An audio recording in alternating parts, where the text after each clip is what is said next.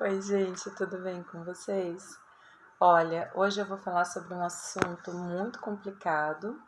Na verdade, essa aqui seria meio que uma conversa zero sobre um dos temas mais caros ao estudo da história da literatura. Então, eu vou tentar organizar, tá bom? Josi, a gente precisa anotar alguma coisa? Não. É uma conversa sobre referências, ok?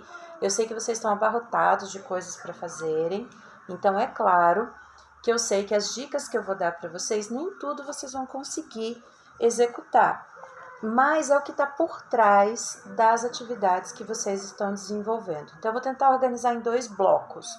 O bloco da Era Vitoriana, que começa em 1838, quando a Rainha Vitória, com 16 anos, sobe ao poder. E ela vai, assim, ser uma das rainhas mais longevas da história da Inglaterra, ok? Ela vai ter um reinado que vai demorar mais tempo até do que alguns reis. E a Era Vitoriana se estende de 1838 até 1901, quando ela morre. Mas tem gente que acredita que, na verdade, a Era Vitoriana só acaba com o começo da Primeira Guerra Mundial. Então, assume o trono um filho dela e quem, na verdade, vai estar no poder durante o período da Segunda Guerra Mundial, tem a primeira e depois a segunda, é o neto dela. E sobre os netos, eu tenho uma coisa muito bizarra para falar para vocês. Então, eu sugiro que vocês depois pesquisem. O sonho da Rainha Vitória, quando ela já está mais velha, né, que ela já tem as filhas, ela casa as filhas com diferentes reis, com diferentes príncipes de diferentes lugares. Porque o sonho dela é colocar descendentes dela e do príncipe Albert, que é o marido dela, no mundo inteiro. Então ela casa uma filha com um descendente que vai depois assumir o trono na Alemanha, que é uma superpotência na época. Ela consegue fazer um casamento assim de uma filha com um primo, enfim, da Rússia, da França, da Suíça, da Suécia. Ela esparrama, ela tem 6 filhas e um filho. E ela esparrama assim descendentes para todos os lugares. Mas a coisa mais bizarra é que o rei George, que vai assumir o trono da Inglaterra durante o período da Segunda Guerra Mundial, o czar Nicolau II, que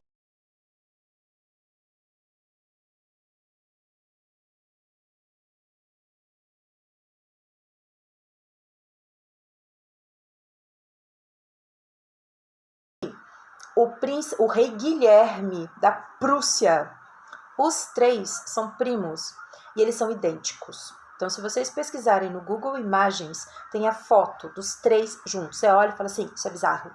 E isso foi um projeto da Rainha Vitória. Então, o sonho dela era conquistar o mundo. E na época que ela assume o trono, a Inglaterra realmente podia fazer isso. A Inglaterra está se tornando o grande império, ela tem a maior frota, tanto da marinha britânica, quanto de corsários, de piratas. Então o mar, no conceito mais genérico, não um oceano, mas o mar, o conceito mais genérico é inglês. Se vocês quiserem entender o que isso significa, é fácil. Vou falar de um filme super didático para vocês. Qual é? Piratas do Caribe.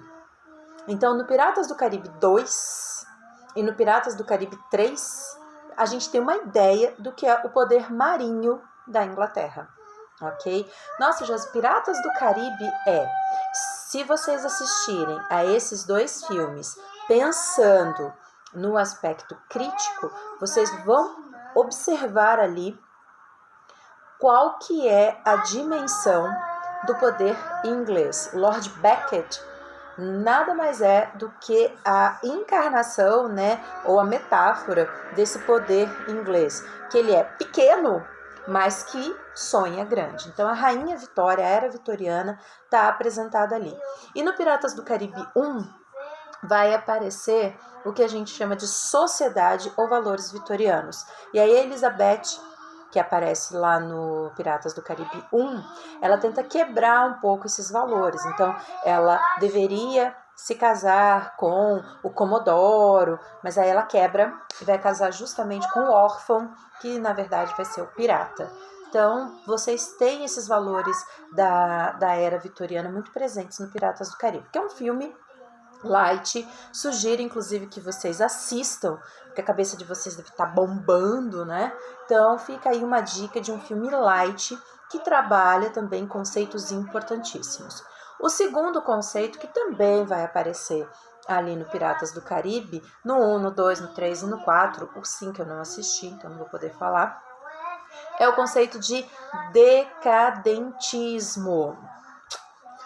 Então a gente tem uma oposição. A era vitoriana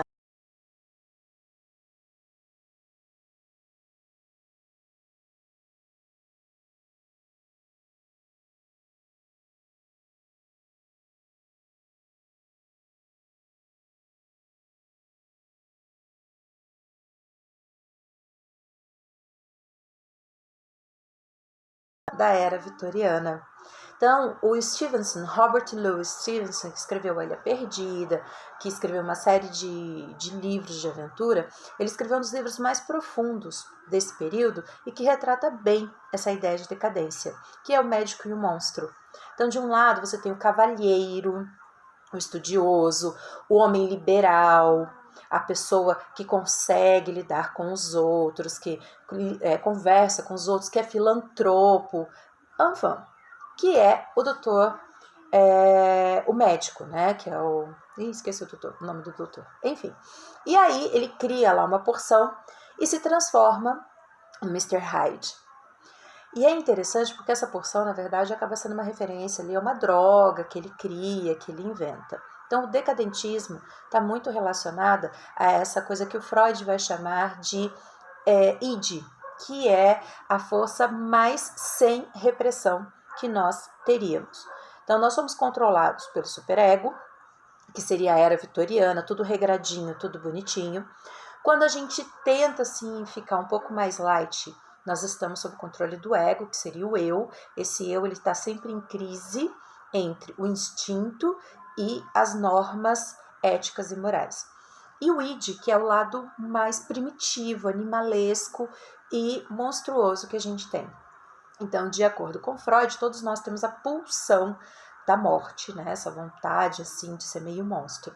E aí, o Mr. Hyde, que é o senhor escondido, acaba sendo esse dobro, né? Esse outro lado, que é o lado negro da força, segundo Star Wars. Tá legal?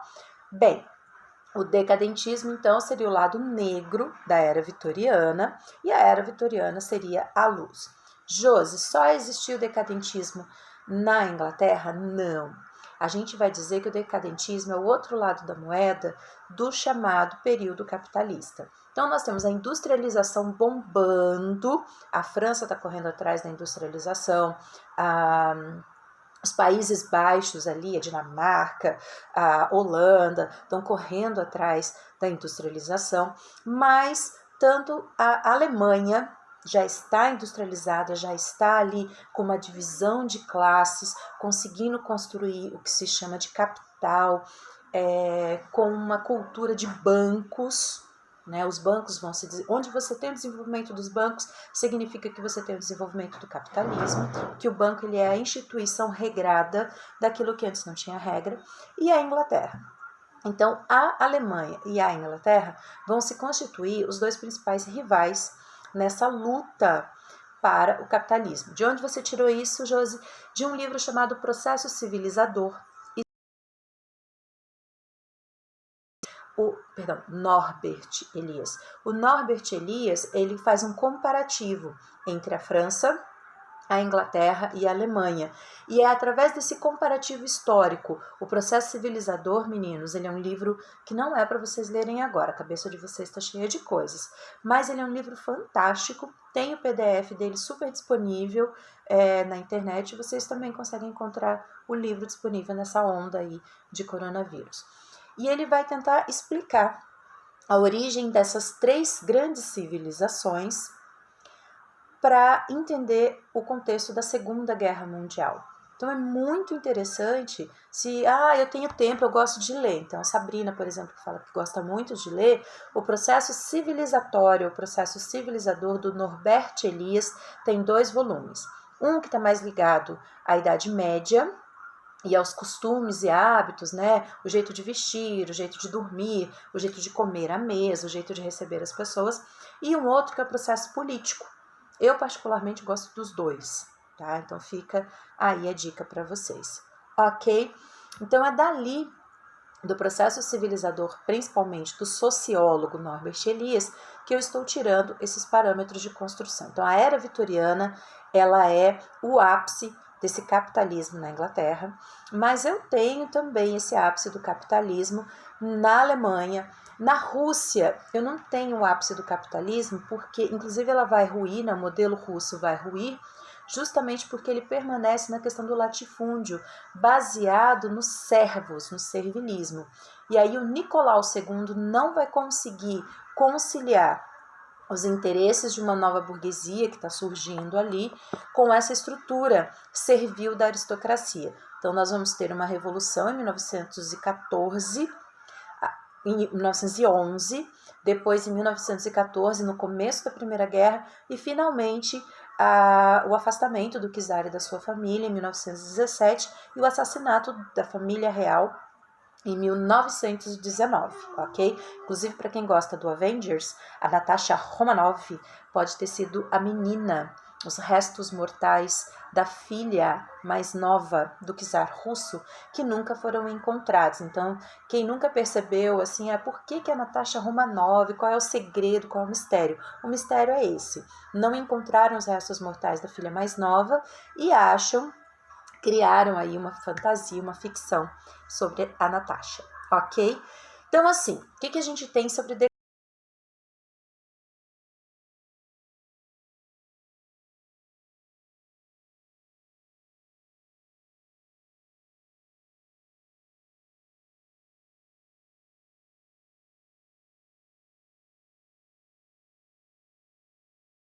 o Victor Frankenstein como um lado da moeda e a criatura como o reverso. Então eu tenho a era vitoriana de um lado e eu tenho a decadência do outro.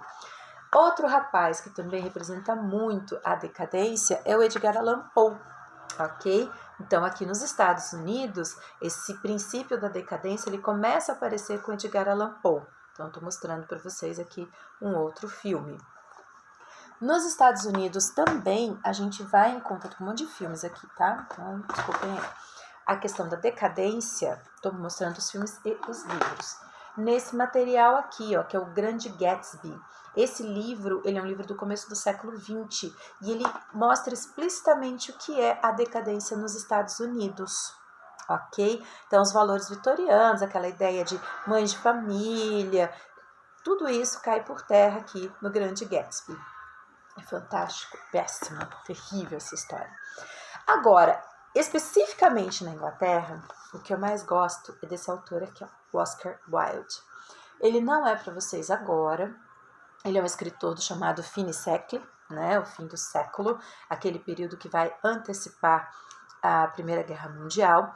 E a obra mais conhecida do Oscar Wilde é Dorian Gray, ou O Retrato de Dorian Gray.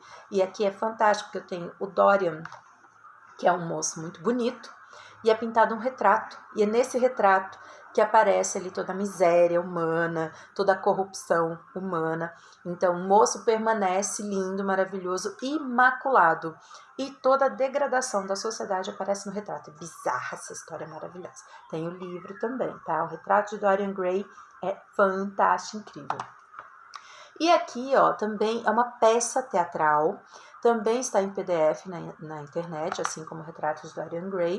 Chama-se, é pouco conhecido, O Leque de Lady Windermere, ou seja, Windermere Femmes. Então é a história de uma mãe que caiu em desgraça, que então ela vai agir contra os princípios da sociedade vitoriana, e da filha, que é dentro dos princípios da sociedade vitoriana.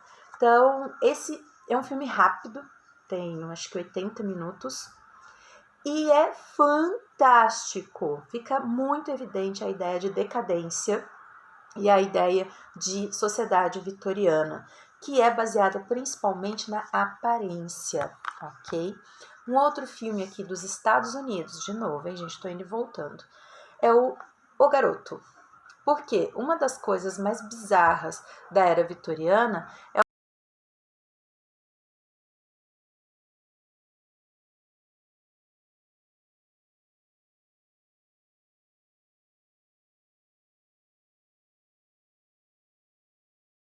que é engraçadíssimo, que é bacana, pode falar para vocês aí sobre a questão da decadência nos Estados Unidos durante o período da Grande Depressão, que é aquele período entre guerras. Um filme que mostra a depressão ou decadentismo na Alemanha, no período, né, da anterior à guerra, é o Asas do Desejo. Cuidado que tem um dos Estados Unidos que não tem nada a ver, esse daqui do Wim Wenders, é perfeito. E tem o Anjo aqui. Meninas, e por falar em decadência, uma das personagens inglesas mais decadentes é o Sherlock Holmes, né? Que aí você vai falar assim, nossa, Sherlock Holmes é decadente? Decadentíssimo. Nesse episódio aqui, que é um episódio que se passaria em 1895, a gente tem um dos mais brilhantes detetives, uma pessoa inteligentíssima, um inglês, um lorde, que é viciado em morfina e cocaína e heroína. Então, tem textos aqui, por exemplo, nas aventuras de Sherlock Holmes, que fala assim, a Sherlock passava dias entorpecido com cocaína. Então, isso é decadência, o vínculo principalmente com as drogas, tá legal? E aí, ó, um filme que mostra a questão do decadentismo na França é Os Miseráveis, tem filme além do musical e tem um livro. O livro tem uma edição enorme, assim, ele tem quase 500 páginas.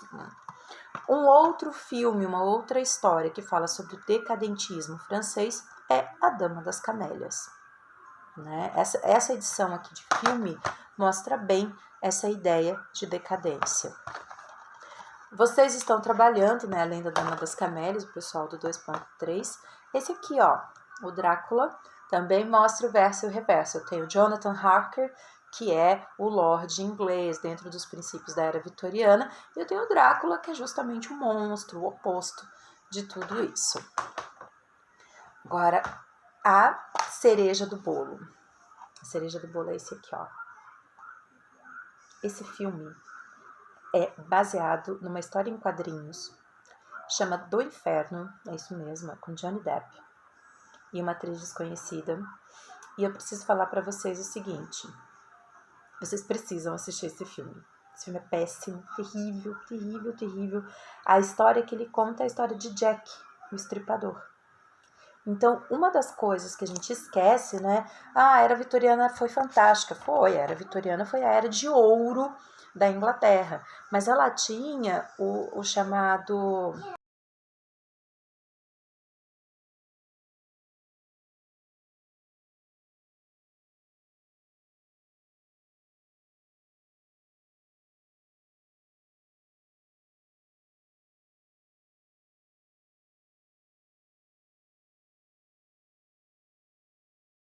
o período inglês. E faz-se aqui uma referência, existe uma teoria da conspiração, isso não é baseado em fatos reais.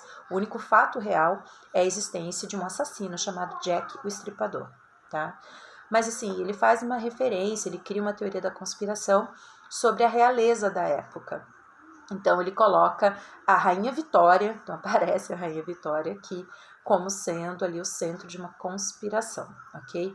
É um filme para se assistir e já começa com uma cena de decadência, que é o Johnny Depp ali meio que se drogando, tá bom?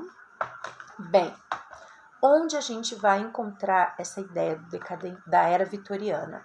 Olha essa foto de época aqui no Brasil. Isso aqui é bem a conduta vitoriana, tá? As mulheres com essa cara de boa moça, tô esperando aqui para me casar, ok?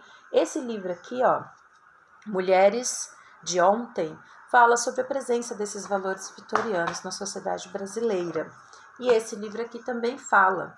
Então, como a rainha Vitória era uma mulher, ela vai falar principalmente sobre, ela vai representar principalmente os valores da conduta feminina. Então, como ser mãe, como ser dona de casa, como ser esposa, ok? Então, são valores baseados principalmente no aspecto da religião, da maternidade, do você tem que ser compreensivo, você tem que aceitar o que o seu marido fizer. Então, quem vai na literatura questionar esses valores? Clarice Lispector, por exemplo, no livro Laços de Família.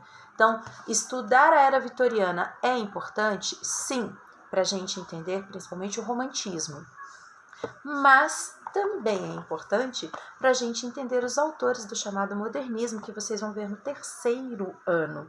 Então, este ano, quando vocês estão fazendo pesquisas sobre Drácula, sobre a Dama das Camélias, sobre, acabei de perder aqui, o Frankenstein, na verdade vocês estão se preparando para compreenderem o que essa moça vai fazer lá na frente, tá bom?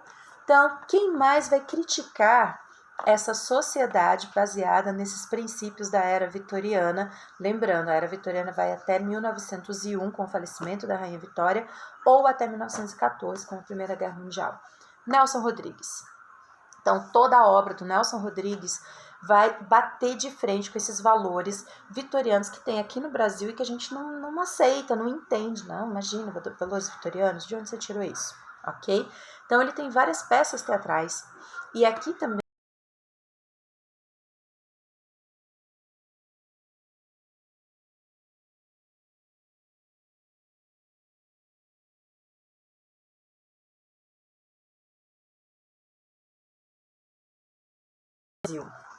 olha só, estão vendo isso aqui? Isso é um filme.